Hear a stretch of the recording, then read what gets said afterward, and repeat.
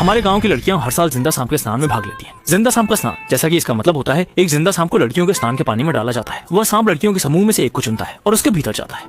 हम इसे शरीर में प्रवेश करने वाली सांप को शान सर्प कहते हैं। माना जाता है कि यह पूरे गांव में अपार समृद्धि ला सकती है। इस साल वाकई अच्छा साल है। मेरी बहन को चुना गया है। जैसे ही शान सर्प मेरी बहन के शरीर में घुसा, उसने तुरंत बुजुर्गों को बुलाने की मांग की ताकि इस पवित्र क्षण का गवाह बना जा सके। मैं तालाब के बढ़ते लाल होते पानी को देख रही हूँ।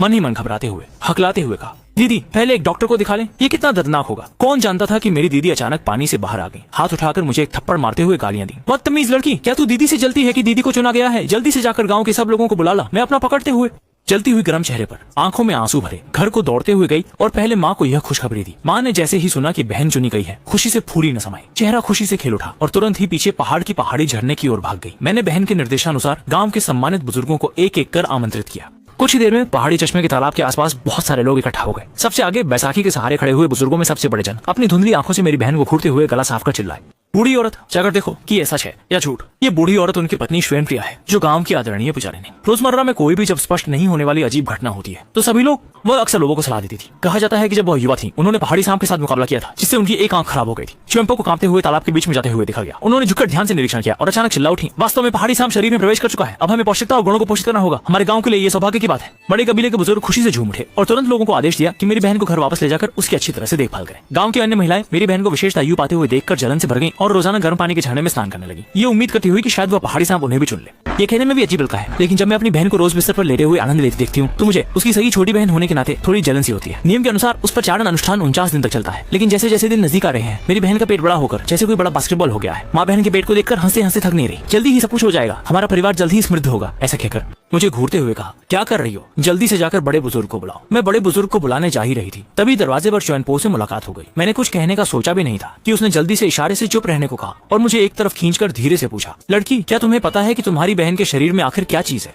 ये तो पहाड़ी सांप नहीं है। सब लोग कहते हैं कि ये सबसे पवित्र पहाड़ी सांप मेरी बहन पर कृपा कर रहा है और मेरी बहन हर दिन इतनी खुश रहती है। मेरी माँ भी कहती है कि पहाड़ी सांप अच्छी चीज है। श्वेनपो ने ये सुनकर जोर से आह भरी। मूर्ख लड़की, अगर सांप शरीर में घुस जाए तो तुम्हें अजीब नहीं लगता? कोई सामान्य व्यक्ति कैसे जिंदा रह सकता है जब सांप उसके शरीर में हो? क्या तुम सच में अपनी आंखों के सामने अपनी बहन को सांप द्वारा सूख कर मरते देखना चाहती हो? ये सुनकर मैं डर के मारे कांपने लगी। जरा सोचने पर पता चला कि गांव में इन वर्षों में जो महिलाओं को पर्वतीय सट में चुना, वे सब जैसे रहस्यमय ढंग से गायब हो गए, जैसे कार्य पूर्ण करने के बाद का कोई साधन हो, उपयोग के बाद बस नहीं। ये सोचकर मैं चिंता में पैर पटकने लगी। अब क्या करूं? श्वेम्पो ने इधर उधर देखा और जब देखा कि आसपास कोई नहीं है, तब अपनी आवाज को धीमा करते हुए बोली, आज रात अपनी बहन को पर्वतीय झरने के तालाब में ले आना। याद रखना, किसी को भी नहीं बताना कि तुमने मुझे देखा है।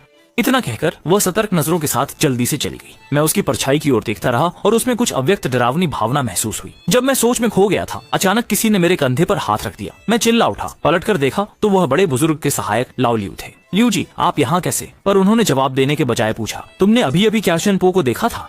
मेरे मन में घबराहट हुई। मैंने तुरंत सिर हिलाकर इनकार किया। मैं सोचने लगी, अगर वाकई में बूढ़े लियू ने हमें बात करते देख लिया होता तो वो मुझसे पूछता ही नहीं। ये भी अजीब बात है, श्वेनपो और दाजू लाओ तो एक जोड़ा बूढ़े पति पत्नी है और बूढ़ा लियू एक साथी के रूप में टीम का हिस्सा भी है। तो फिर श्वेनपो ने मुझे क्यों नहीं बताया कि उसने उसे मुलाकात की है? तुम सबसे अच्छा है कि उसे नहीं देखा। बूढ़े लियू ने आवाज धीमी करके कहा, वरना बड़े बुजुर्ग तुम्हें नहीं छोड़ेंगे। मेरे साथ आओ, तुम्हें कुछ अच्छा दिखाता हूँ। मैंने सिर हिलाया और उसके साथ आगे बढ़ने लगा।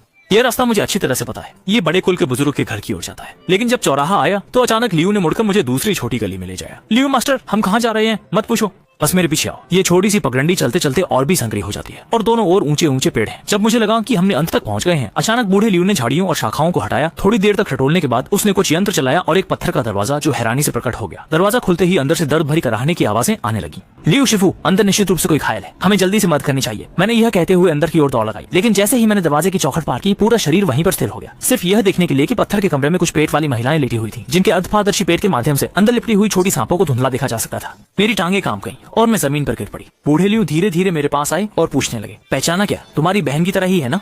हक्का बक्का सिर हिलाया। अचानक जैसे पागल हो गए, बूढ़े लियू एक औरत के पास दौड़े और उसके शरीर से एक हिलती हुई काली सांप खींच निकाला। देखा, ये लोग तुम्हारी बहन की तरह नहीं है, वे केवल परीक्षण के लिए हैं। तुम्हारी बहन के शरीर में जो सफेद सांप है वही असली पहाड़ी सांप है।